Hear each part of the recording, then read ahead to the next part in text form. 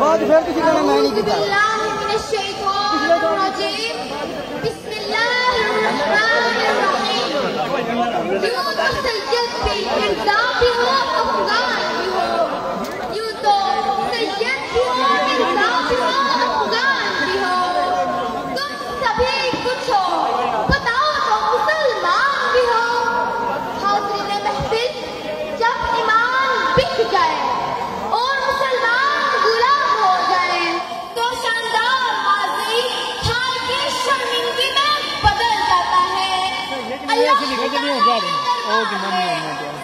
झुकाने वाले मुसलमान आज बातिल कौमों के सामने सर झुकाए खड़े हैं।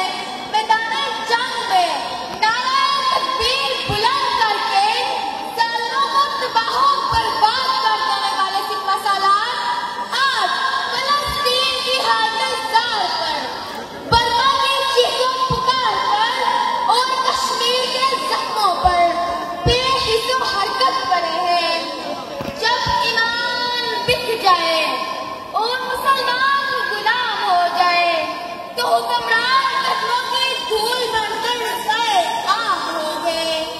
अल्लाह की जमीन पर तौहीदी निज़ाम चलाने वाले बुतों के पुजारी बनकर गुमनाम हो गए।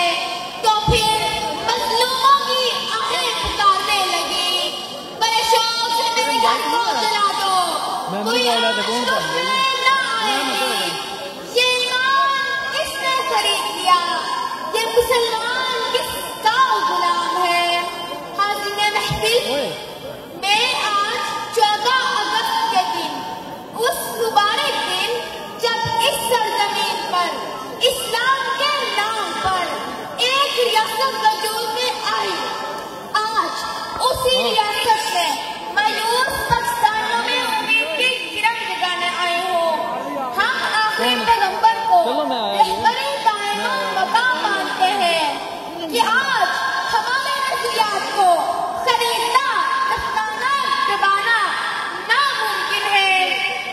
हम हुसैनी हैं कि हमारा चिराग़ फिक्र तूफानों में भी बेखौफ फतह रोशन रहेगा। जितनी जितनी तकरीर उतनी वीडियो बनानी है।